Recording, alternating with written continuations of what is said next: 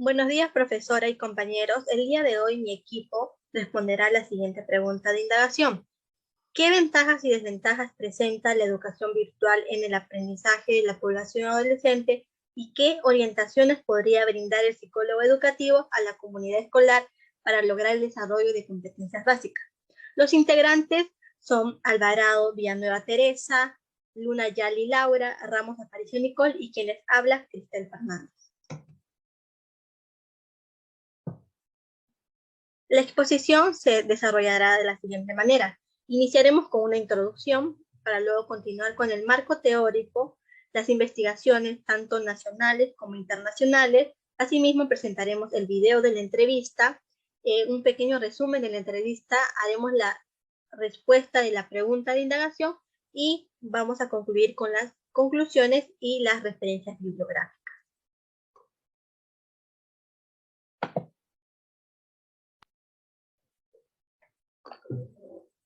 Introducción. Ahora empezaremos definiendo qué es la adolescencia. La adolescencia, según Papalia 2001, es una etapa en la que se busca alcanzar una madurez a nivel emocional, social, biológica y sexual.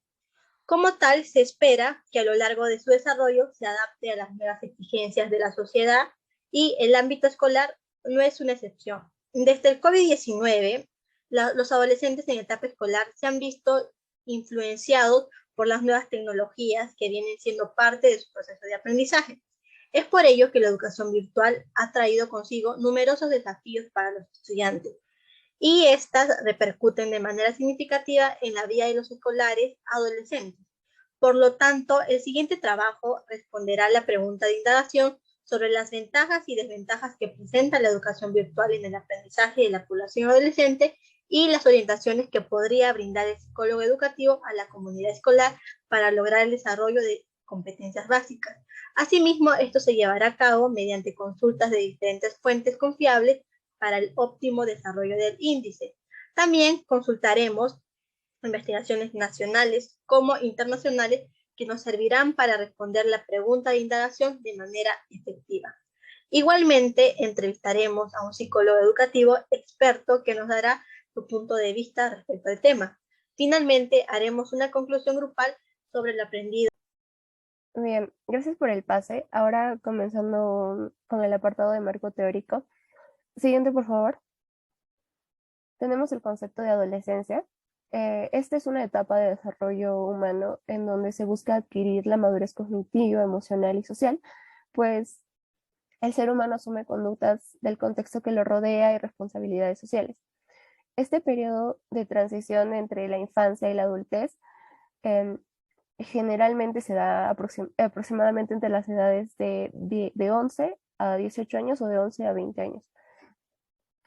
Según Wimicena en 2017, él señala que cuanto mayor es el adolescente, más negativo es el estado de ánimo. Se infiere que esto se puede deber a las obligaciones, a las nuevas responsabilidades escolares y a las labores crecientes. Siguiente. Bien. Características y cambios psicosociales en la adolescencia. Se sabe que en esta etapa, en principal, suceden varios cambios, tanto a nivel biológico, neuropsicológico como social. Según Moreno, en 2015, la adolescencia incluye transformaciones a nivel psicológico, social y cultural que se caracterizan por la reorganización de la identidad, lograr la independencia, nuevo concepto de uno mismo, nueva identidad, autonomía emocional, también aceptar su imagen corporal, compromiso con un conjunto de valores y competencias y establecer relaciones con amigos o con pares. En esta edad mayormente los adolescentes tienden a separarse de sus padres para relacionarse más con sus amigos. Siguiente. Bien, ahora le doy el paso a mi compañera. Bien, gracias por el pase. Ahora vamos a iniciar con la cita de Cole, donde menciona que los estilos de aprendizaje son las capacidades de aprender que se destacan por encima de otras, por consecuencia de factores hereditarios, experiencias previas y exigencias del ambiente actual. Siguiente, por favor. Bueno, ahora vamos a hablar sobre los tipos de aprendizaje. Primero tenemos al aprendizaje convergente o práctico. Aquí Pavón y Almeida mencionan que se caracteriza porque aprenden percibiendo la información de una manera teórica y la procesan mediante la práctica. También experimentan con nuevas ideas, simulaciones, tareas de laboratorio y entre otras. Segundo, tenemos el aprendizaje divergente. Aquí Cole los caracteriza y menciona que ellos en las reuniones observan y escuchan antes de hablar, procurando pasar desapercibidos. También recogen datos y los analizan detalladamente antes de llegar a una conclusión. Tercero, tenemos al aprendizaje asimilador.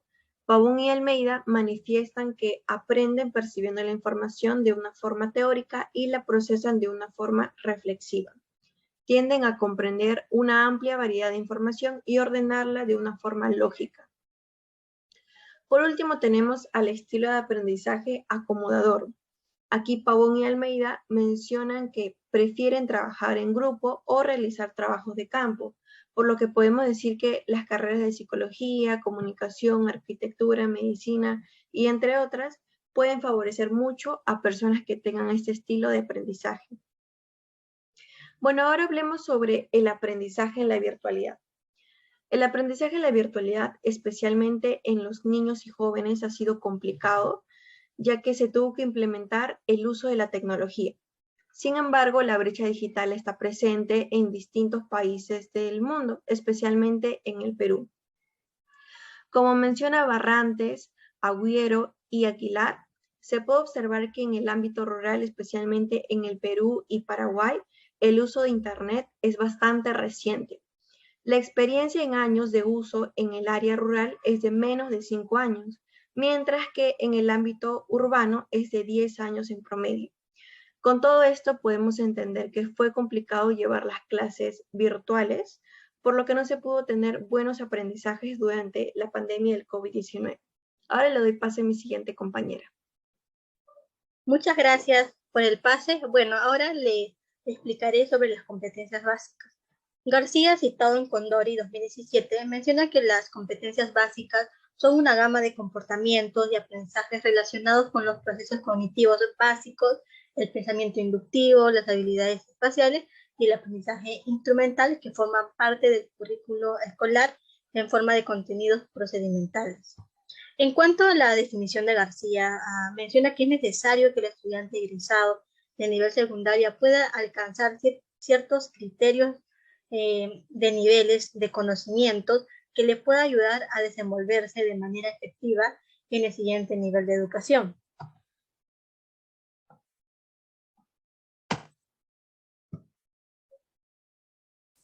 Por ello, las competencias básicas que logra o que debería de lograr un alumno al salir del colegio, conforme al currículo nacional de la educación básica, el Ministerio de Educación del Perú en el 2016 menciona que el perfil de egreso de un estudiante peruano consta en aprendizajes que se logra a lo largo de la educación básica, y esto los ayudará a que puedan desempeñar un papel activo en la sociedad y seguir aprendiendo a lo largo de su vida. Asimismo, que al egresar el estudiante debería de contar con diferentes competencias, como el saber sobre sus derechos y deberes como ciudadano con sentido ético, valorando su interculturalidad y diversidad de manera que puedan contribuir en la sociedad peruana. Por ello, el Minedu en el 2016 menciona que se espera que posean alguna de las siguientes aprendizajes a lo largo de su experiencia educativa, los cuales solo plasmaremos algunos. Por ejemplo, que al finalizar la educación básica ellos afirmarán su identidad. Consiste en reconocerse como personas valiosas desde su diversidad a través de las distintas identidades que los puedan definir, identificándose con su cultura por medio de sus raíces históricas y culturales. Asimismo, ejercerán su ciudadanía posteriormente al reconocer sus derechos y responsabilidades. Mantendrán respeto y tolerancia por las creencias y expresiones religiosas diversas. Se desenvolverán con iniciativa a través de su motricidad, logrando desarrollar un sistema psicomotor armónico. Asimismo, interpretarán la realidad y tomarán decisiones a partir de sus conocimientos matemáticos. aprovecharán reflexivamente y responsablemente las tecnologías de la información y comunicación y desarrollarán el proceso autónomo del aprendizaje, entre otros. Doy paso a mi siguiente compañera. Gracias por el pase, Cristel. Ahora les voy a hablar sobre el psicólogo educativo y quién es. Este es un profesional que tiene formación académica, tanto teórico como práctica, y tiene competencias en la resolución de problemas en el ámbito educativo. También orienta el desarrollo de sus funciones en el trabajo, tanto con estudiantes, profesores, directivos de la institución educativa, y con un rol característico y definido en el proceso de enseñanza-aprendizaje.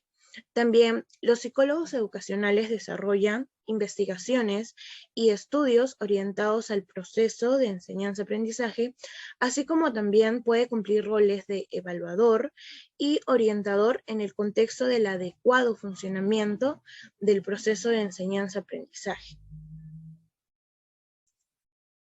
Bien, ahora tenemos aquí a las funciones y roles que puede desempeñar el psicólogo educativo en el campo educativo o en el ámbito escolar. Bueno, aquí tenemos que, según Arvila, en el año 2011 se puede distinguir los siguientes.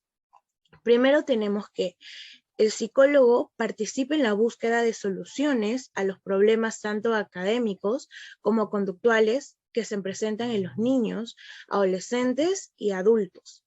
Ahora, como punto 2, tenemos que guía a los docentes y directivos de la escuela sobre las estrategias de las que se puedan tomar mano para solucionar los problemas que se presentan en las instituciones educativas en el proceso de enseñanza-aprendizaje. Ahora, como punto número 3 tenemos que a través de técnicas motivacionales estimula la creatividad, el interés hacia los aspectos académicos, tanto en los docentes como en los estudiantes. Ahora, como punto 4 tenemos que junto con la directiva escolar busca soluciones a los problemas de respeto, tolerancia, también colabora en la elaboración de proyectos educativos orientados hacia los alumnos que posibilitan posteriormente la invención en las instituciones educativas. Como punto 5 tenemos que ofrece una formación constante y colectiva a manera de talleres relacionados con la formación académica a todos los agentes educativos. Entre ellos pueden estar los padres de familia, estudiantes, docentes, y esto hace parte del diseño de programas educativos a diferentes niveles, desde la educación infantil hasta la educación profesional superior, generando y proponiendo estrategias pedagógicas orientadas hacia el aprendizaje. Ahora, como punto 6, según Arvila en el 2011, interactúa con el personal docente, directivo y padres de familia para el abordaje de estudiantes con necesidades educativas especiales, mediante la proposición de estrategias para el desarrollo de sus potencialidades. Y finalmente, como punto 7, tenemos que puede realizar investigaciones educativas, sociales, profesionales y laborales para ampliar el desarrollo del conocimiento. Claramente esto más enfocado en la mejora del proceso de enseñanza-aprendizaje. Ahora le doy pase a mi compañera Laura. Gracias por el pase. Continuando con la exposición, se realizó una entrevista para responder a la pregunta de indagación, el cual se la hizo a un psicólogo educativo. Siguiente. El psicólogo se llama Andrés Berrocal Navarro, es psicólogo educativo, trabaja en una institución educativa llamada Juan Pablo Peregrino, en el distrito de Caraballo. Este colegio es una institución particular y el psicólogo trabaja en otras instituciones, pero en esta tiene 15 años trabajando. Ya vamos a ver el video. Es todo un trabajo estructural que hay que hacer en las escuelas. Lo que sí yo diría es que los psicólogos educativos tenemos que ser proactivos. Tenemos que tratar, por ejemplo, de buscar llegar a los estudiantes por nuestra propia cuenta, ¿no? A través de las redes sociales, a través de pequeños videos, que los motiven y que también le transmitan algunas pautas pues, de conducta que para ellos, que digamos que los guíe, ¿no? A hacer cosas que, por ejemplo, cosas que van a mejorar su actitud en el colegio, su confianza, ¿no? Yo creo mucho en promover la proactividad, que los estudiantes intenten ser proactivos, es decir, que tomen ellos iniciativa, que no estén esperando que otro le diga qué cosa hacer. Y también creo mucho en promover el pensamiento divergente. Una de las cosas, una de las grandes limitaciones es que en los colegios suelen promover el pensamiento convergente.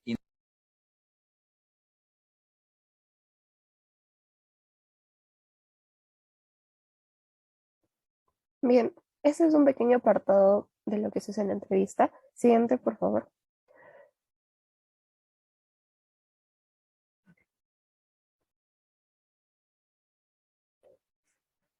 Ok, en síntesis de la entrevista se tocaron puntos como ventajas y desventajas de la educación virtual. El psicólogo mencionó que el factor económico fue uno de los factores con ventajas, ya que se ahorraba en los pasajes, se ahorraba en, en pasajes, en comidas, en refrigerios y eso. Factor tiempo, porque los estudiantes tenían mucho tiempo para hacer sus trabajos y ya no gastaban su tiempo, invertían su tiempo transportándose. También explicó sobre las herramientas tecnológicas, ya que estas son mucho más didácticas en el contexto virtual, porque aquí se utilizan Kahoot, se utilizan PPTs, entonces como que esto llama más la atención de los estudiantes. Con respecto a las desventajas, se habló sobre la distracción, ya que los docentes no pueden controlar la distracción en este ambiente porque no ven qué hacen los alumnos detrás de la pantalla.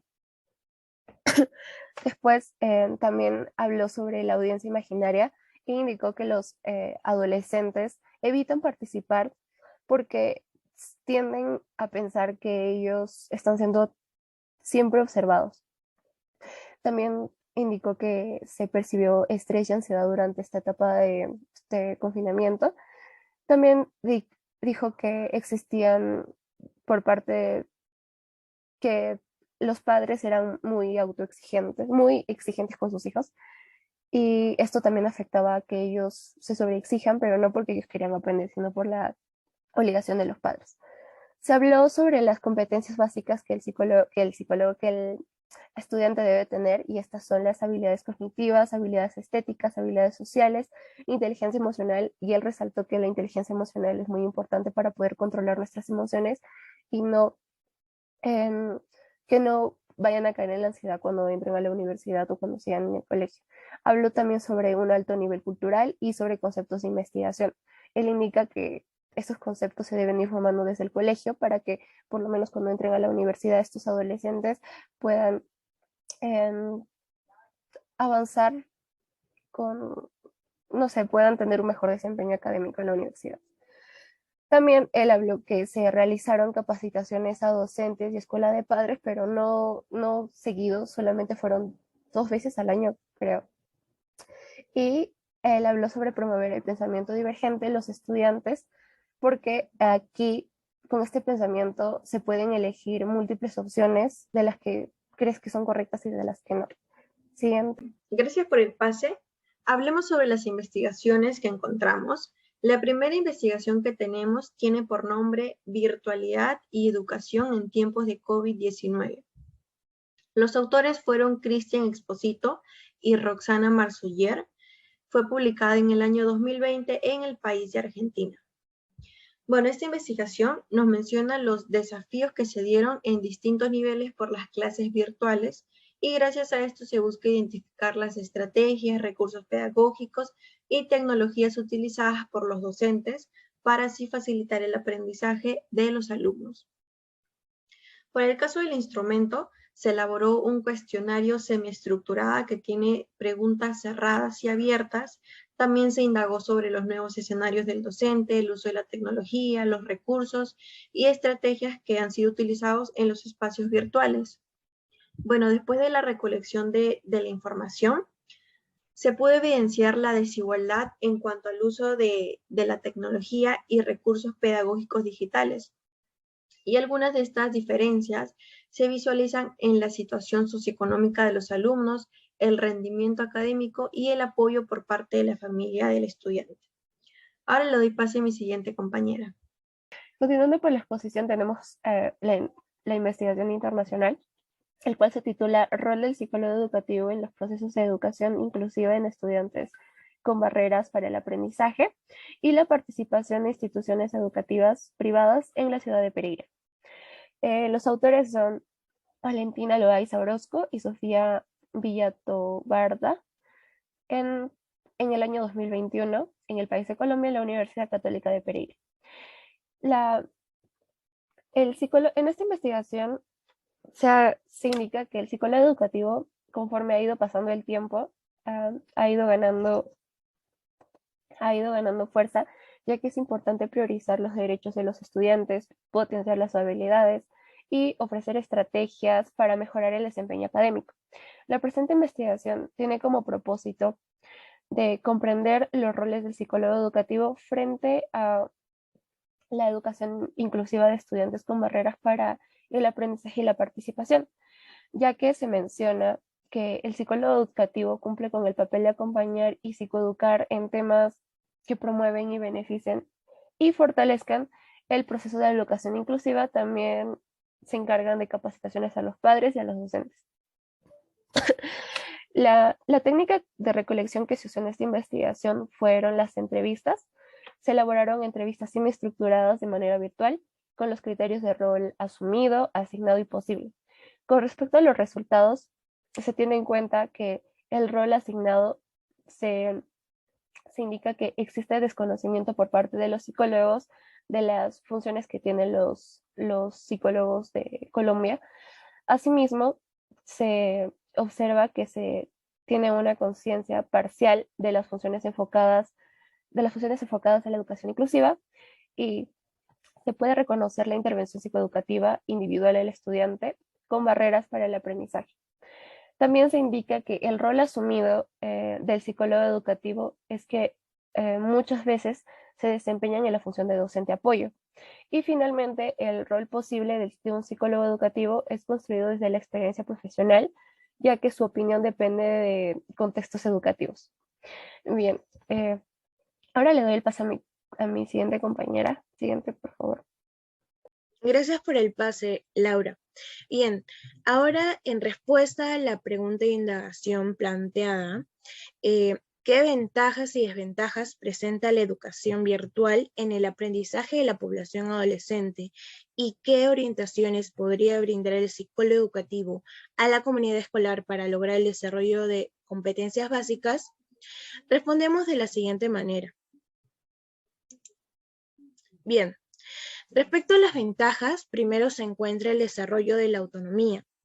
Esto mediante los hábitos de estudio como el manejo del tiempo y la realización de las actividades de manera más independiente desde los hogares por parte de los estudiantes. Como segunda ventaja tenemos el aprendizaje del uso de aplicaciones de tecnología y conocimiento de nuevos recursos tecnológicos.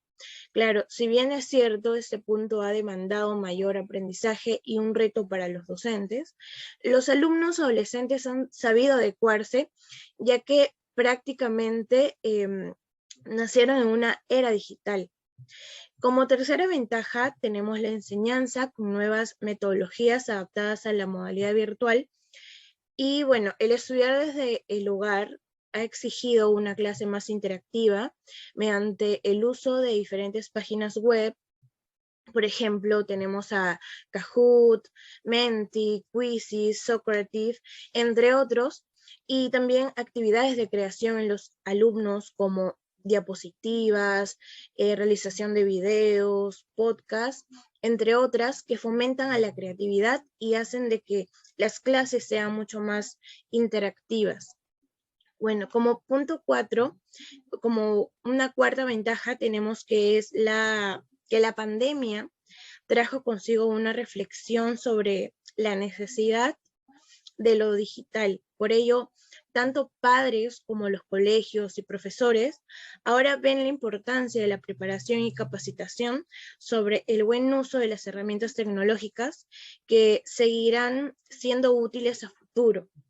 Por último, la quinta ventaja es la comunicación directa e inmediata que pueden tener ahora los profesores con los alumnos y padres de familia, ya que esto permitió que se hiciera un seguimiento continuo e inmediato para poder conocer el rendimiento académico del estudiante. Y bien, también tenemos algunas desventajas que podemos enumerar a continuación. Y claro, esto por otro lado también han surgido muchas desventajas en la enseñanza y aprendizaje del alumno en la modalidad de educación virtual por la pandemia. Y bueno, a continuación les vamos a mostrar algunos que hemos encontrado en nuestra búsqueda, ¿no? Y bueno, primero tenemos a la enorme brecha digital en nuestro país. Esto, según datos del INEI, hasta el primer trimestre del año 2020, el 40.1% de hogares tuvo acceso a Internet. Y bueno, dentro de esto, la cifra que se veía en las zonas rurales era de 5.9%, y eso era como una diferencia muy grande. Y bueno, en Lima Metropolitana estaba el 62.9% de hogares que disponían de este servicio. Bueno, eso quiere decir que los estudiantes de la zona rural se vieron más afectados en recibir la educación virtual. Y bien, segunda desventaja sería que tenemos la falta de interacción física, social, emocional entre estudiantes. Aunque sabemos que la interacción es primordial en niveles de inicial y primaria, los adolescentes, quienes se encuentran en una etapa de cambios, requieren de soporte social.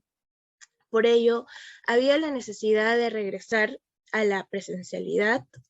Y en la entrevista que tuvimos con el psicólogo, nos señaló que en esta modalidad los alumnos adolescentes se han cohibido de participar o emitir alguna opinión por tener en mente una audiencia imaginaria que supuestamente los puede juzgar. Ahora, como tercera desventaja, encontramos que no hay mucho orden en cuanto a los espacios a utilizar para las actividades académicas. En este contexto, las casas se han vuelto aulas, por decirlo de alguna manera, y estas en muchas ocasiones carecen de adecuación para realizar exposiciones, la educación física u otros, y eso es limitado. Este espacio es limitado, lo cual podría generar estrés en los estudiantes. Y bueno, respecto a la cuarta desventaja, tenemos a la utilización de dispositivos electrónicos por largas horas. Entonces, lo cual genera claramente cansancio a nivel físico, mental, y también puede producir problemas de salud relacionados a la visión, a la espalda y al cuello. Y bueno, finalmente, como quinta desventaja, tenemos a la falta de observación y acción por parte del docente. Y esto debido a que en este contexto solo pueden ver rostros y no hay interacción en el aula o en recreos, lo cual podría identificar problemas de conducta, de aprendizaje o también de índole emocional. Y por otra parte, no pueden controlarse, el alumno se distrae con la televisión, los juegos, las redes sociales, entre otros. Y también dentro de este punto consideramos el hecho de que hay alumnos con padres que puedan ser de alguna manera exigentes y también agresivos, lo cual puede estar afectando psicológicamente al estudiante. Y bueno, con todo lo antes mencionado, los maestros no pueden evidenciar o controlar estas situaciones, por lo cual no pueden ofrecer ayuda oportuna.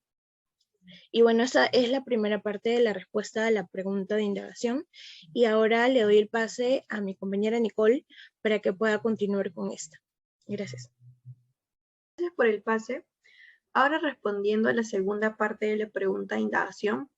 Como sabemos, los psicólogos educativos tienen la función de psicoeducar, ofreciendo una formación constante y colectiva a través de talleres u otros, por lo que se puede generar conocimiento sobre un tema hacia los padres, profesores o hacia los mismos alumnos.